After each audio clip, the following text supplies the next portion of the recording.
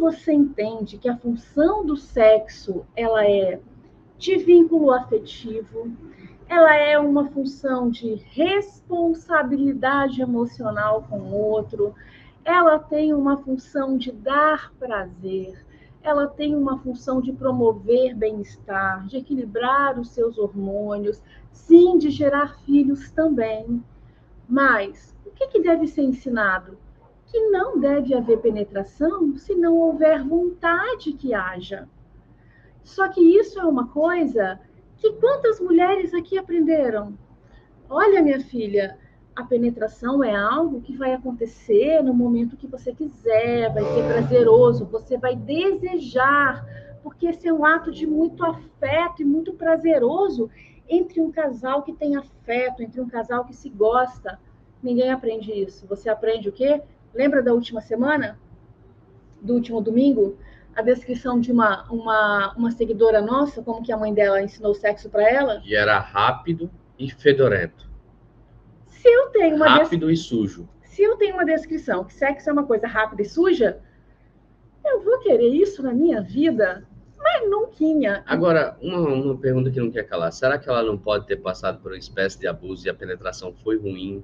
E aí ela falou, como é que eu ensino penetração?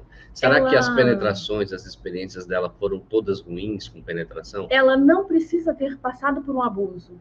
Basta que ela tenha aprendido que quando ela casa, é sua obrigação fazer sexo com seu marido. A gente nunca considerou isso abuso, porque praticamente a mulher consentia. Mas muitas mulheres, inclusive a sua mãe, já contou pra gente que a obrigação era o quê? Casou, vai pra cama, abre as pernas, porque seu marido vai se satisfazer. A sua obrigação é só abrir as pernas para ele e gerar o filho dele.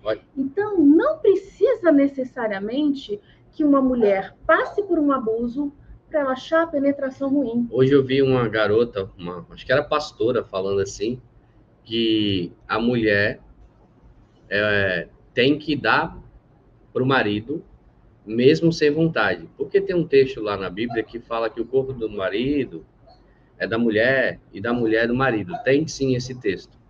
Mas dar sem vontade aí já é outro processo. Aí é ignorância. Porque o corpo dela é meu, o meu é dela. Você vai querer fazer mal pro meu corpo? Não. Então eu preciso explorar o tempo de excitação. Eu preciso fazer com que ela tenha desejo por mim. Preste atenção, isso aqui é muito sério. O corpo dela é meu, beleza? Mas antes de tudo é dela.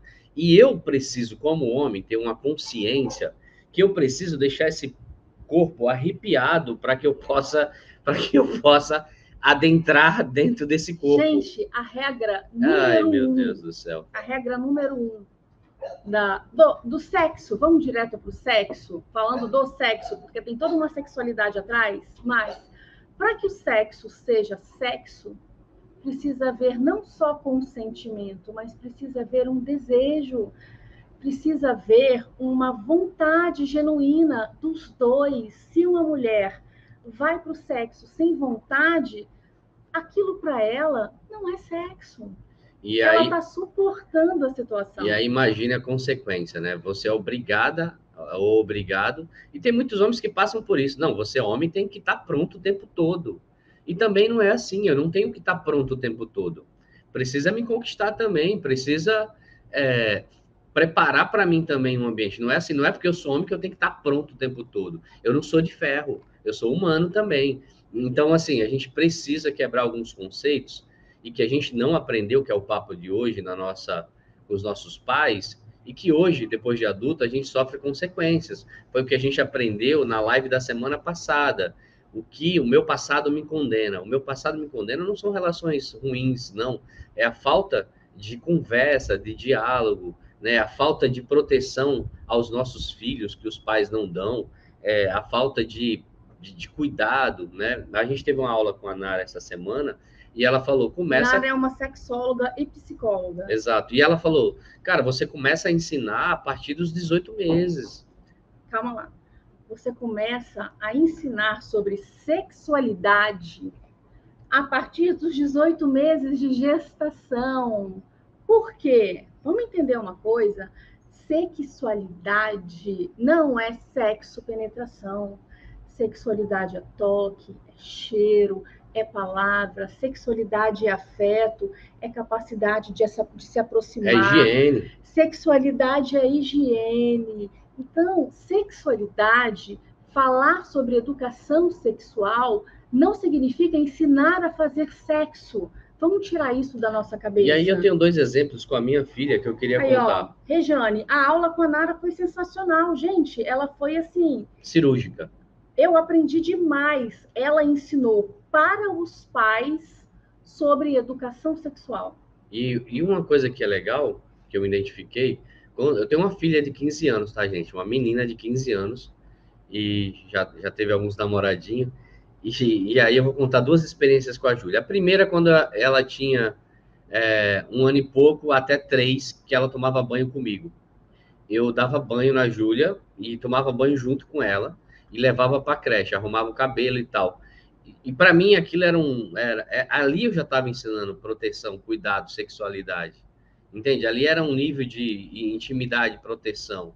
E aí agora Você não sabia disso, né?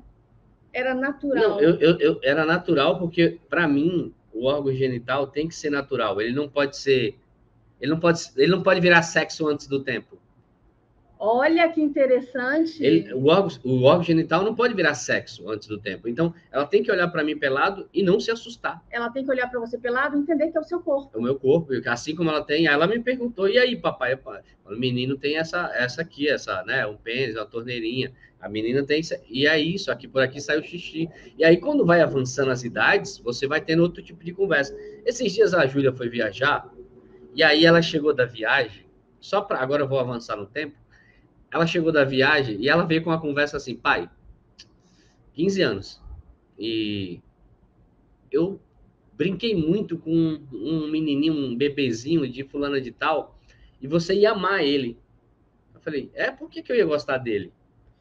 Você ia gostar dele porque ele é um garotinho legal, é um menino que eu tenho certeza que você ia gostar dele.